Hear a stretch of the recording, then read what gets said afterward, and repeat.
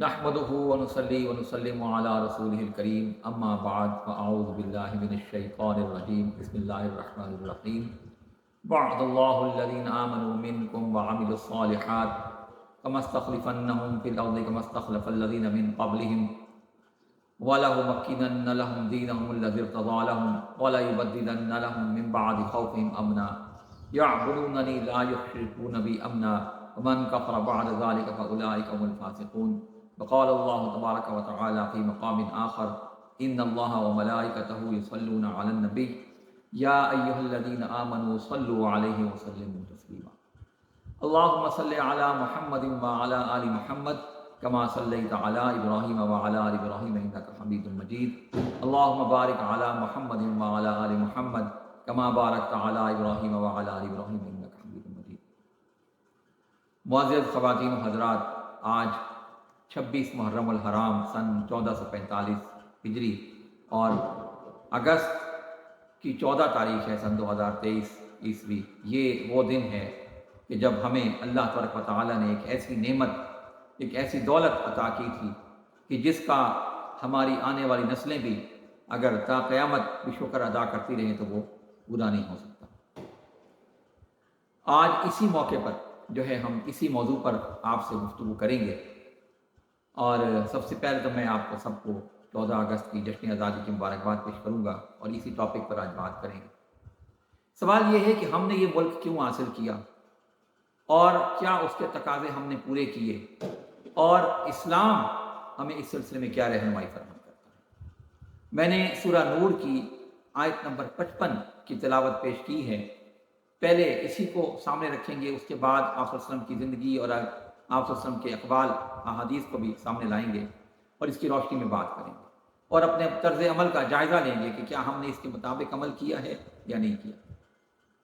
ارشاد خدا بندی ہے کہ اللہ تبارک و تعالیٰ کا ان لوگوں سے وعدہ ہے کہ جو ایمان لائے اور جنہوں نے نیک عمل کیے، اللہ تبارک و تعالیٰ انہیں زمین میں حاکمیت عطا کرے گا جس طرح اس نے ان سے پہلے لوگوں کو عطا کی تھی، اور ان کے اس دین کو مستحکم و مضبوط کرے گا جس کو اس نے پسند کیا ہے، اور وہ لوگ بھی شرک نہیں کریں گے اور اللہ کی عبادت کریں گے، اور جو اس کے بعد بھی نافرمانی کرے، کفر کرے، تو ایسے ہی لوگ گناہگار ہیں۔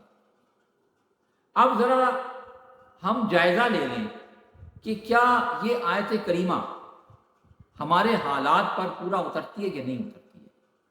ہمیں یہ ملک ملا اور ہمیں اس کے مطابق حاکمیت ملی، اقتدار ملا، سب کچھ ملا، کیا یہ قرآن مجید کی آیت کریمہ ہمارے حالات کے مطابق ہے یا نہیں ہے؟ جس طرح میں ہمیشہ کہا کرتا ہوں کہ قرآن مجید ایک آفاقی کتاب ہے اور تلاش کرنے پر اس میں سب کچھ مل جاتا ہے، لیکن سوال یہ ہے کہ ہم نے کیا اس کے مطابق عمل کیا۔ تو آئیے سب سے پہلے جائزہ ہم اس بات کا لیتے ہیں کہ اس ملک کا ہم نے شکر کتنا ادا کیا، اس ملک کے ملنے کا، اللہ تبارک و تعالیٰ کی اس نعمت کا ہم نے شکر کتنا ادا کیا۔ ذرا مجھے بتائیے، دل پہ ہاتھ رکھ کے بتائیے، کبھی آپ نے کسی مسجد میں جشن آزادی کا پروگرام ہوتے ہوئے دیکھا ہے؟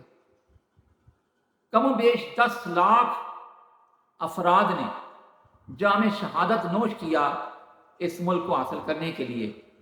کیا کبھی کسی مسجد میں آپ نے ان کے لیے فاتحہ خوانی ہوتی ہوئی دیکھی ہے؟ کبھی کسی گھر میں آپ نے شہدائے پاکستان کے لیے فاتحہ خوانی ہوتی ہوئی دیکھی ہے؟ بلکہ ہمارے علماء کا طرز عمل کیا ہے؟ ہم کہتے ہیں وطنیت مذہب کا کفن ہے۔ کیا یہ دین کے مطابق ہے؟ کہ ہمارا دین ایسا ہی ہے، یہی کہتا ہے؟ یہ اور بات ہے کہ یہاں پر جو نظام اقتدار کا ہم نے وہ قائم کر لیا، وہ اسلامی تقاضوں کے مطابق ہے کہ نہیں، وہ ایک الگ بحث ہے، لیکن یہ کہنا کہ وطنیت مذہب کا کفن ہے اور یہ جو وطن ہے یا یہ جو ملک حاصل ہونا ہے اس کا دین سے کوئی تعلق نہیں ہے، یہ کتنا درست ہے؟ آپ سب کے سامنے آپ صلی اللہ علیہ وسلم کا ایک واقعہ یا ایک چھوٹا سا ایک جو ہے معاملہ پیش کرنا چاہتا ہوں کہ جب انصار مدینہ آپ صلی اللہ علیہ وسلم پر ایمان لائے اور آپ کو مدینہ منورہ لے جانے کے لیے حاضر ہوئے، تو انہوں نے ایک بات کہی تھی کہ یا رسول اللہ صلی اللہ علیہ وسلم، آج ہم آپ کی مدد کریں گے، آپ کو لے کر جائیں گے، آپ کو تحفظ فراہم کریں گے، لیکن کہیں ایسا نہ ہو کہ جب اسلام مضبوط ہو جائے، کیونکہ ان کا یقین تھا، اعتماد تھا، ایمان تھا کہ اسلام مضبوط ہو جائے، آپ مکہ فتح کر لیں تو آپ مدینہ چھوڑ تو نہیں دیں گے۔ اب آپ صلی اللہ علیہ وسلم جو بھی کہتے انصار اس کا انکار تو نہیں کرتے۔ آپ فرما سکتے تھے دیکھو یہ تو مکہ ہے، یہ تو اللہ کا گھر ہے، یہاں تو کعبہ شریف ہے، یہاں میری جائے پیدائش ہے، میں تو واپس آ جاؤں گا، یہی میں اسلامی جو سلطنت ہے اس کا دارالحکومت۔ لیکن آپ نے کیا کہا؟ نہیں، آپ نے فرمایا نہیں، میں تمہارے ہی شہر میں رہوں گا اور تمہارے ہی شہر کو جو ہے اسلامی سلطنت کا، اسلامی حکومت کا دارالحکومت بناؤں گا۔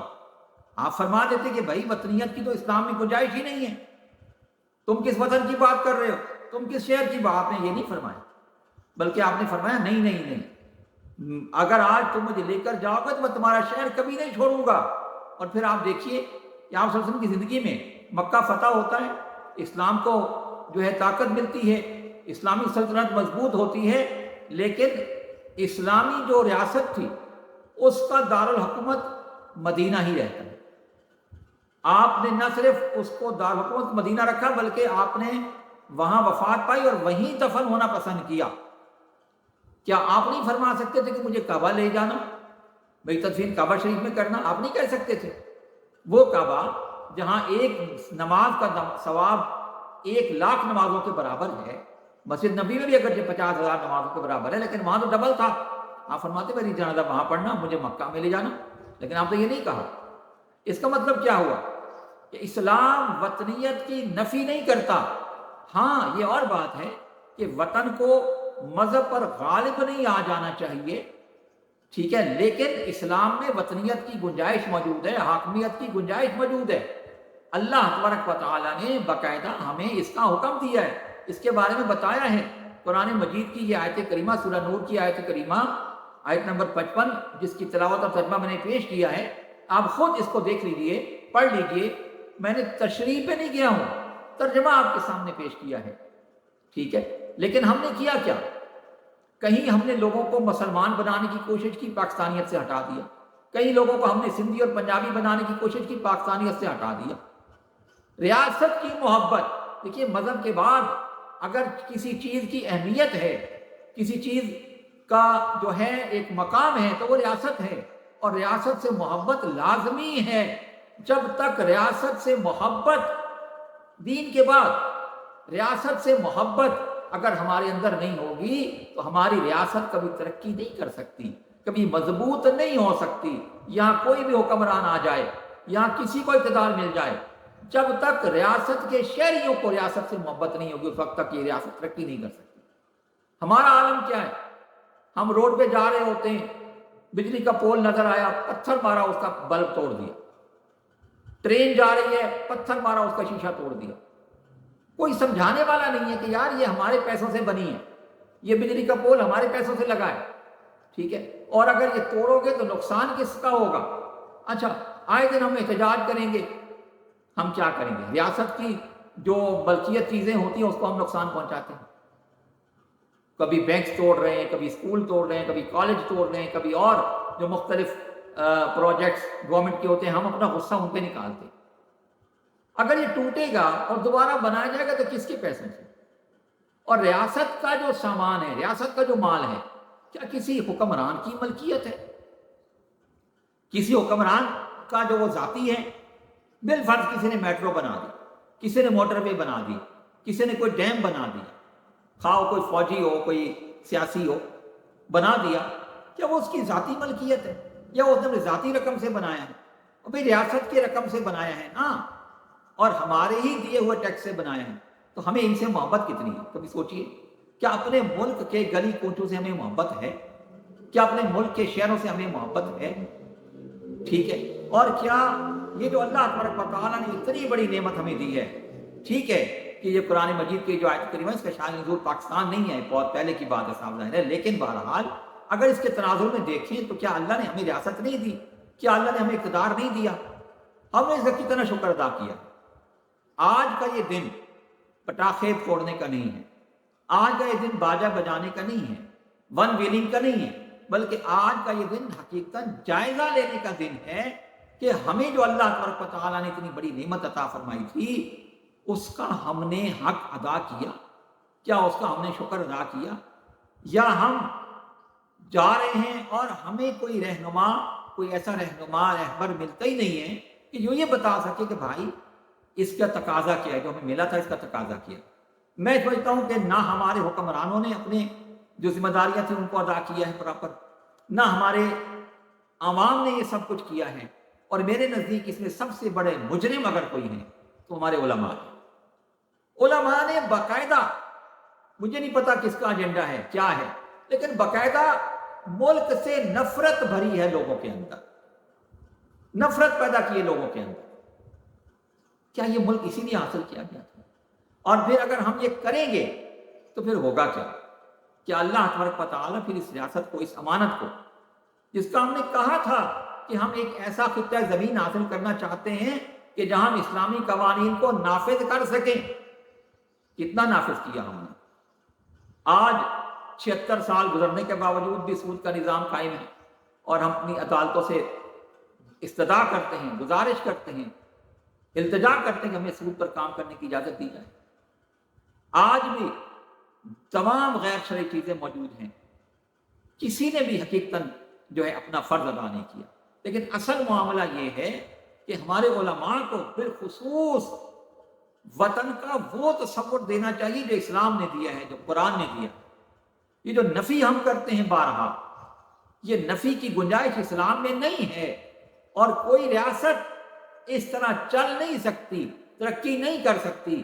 یہ اللہ کا شکر ہے کہ 76 سال گزرنے کے باوجود یہ ملک موجود ہے، لیکن یہ بھی یاد رکھنے کی بات ہے کہ اس کا آدھا حصہ، آدھے سے زیادہ ہم گنوا چکے ہیں۔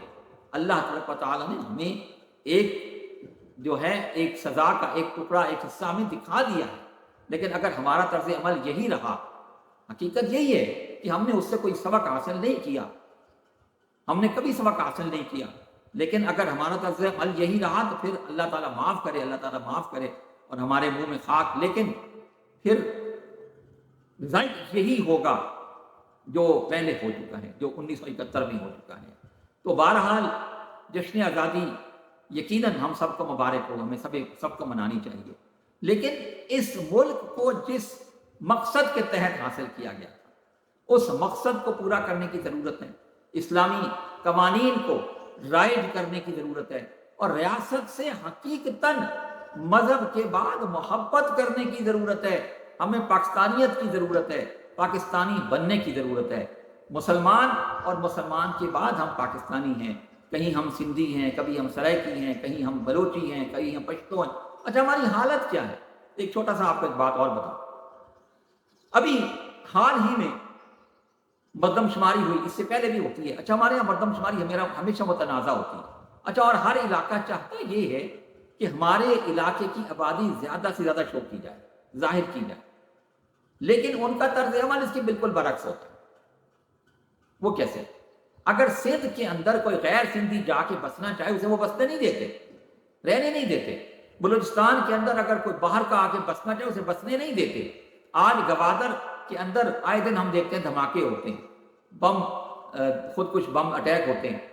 کیا ہے کہ یہاں اور لوگ آ جائیں گے، ہماری آبادی کا تناسب خراب ہو جائے گا۔ ارے بھائی، آبادی کا تناسب یقیناً تبدیل ہوگا لیکن خراب نہیں ہوگا، اس کا آپ کو فائدہ ہوگا، نقصان نہیں ہوگا۔ آج اگر بلوچستان کی 14 سیٹیں قومی اسمبلی میں، اور اگر یہاں اور لوگ آگے بستے ہیں، وہ کوئی بھی ہو، آپ کی سیٹیں بڑھیں گی یا نہیں؟ آپ کے علاقے کی آبادی بڑھے گی یا نہیں؟ جو آپ چاہتے ہیں۔ یہی حال سندھ کا ہے، یہی دیگر صوبوں کا، ٹھیک ہے۔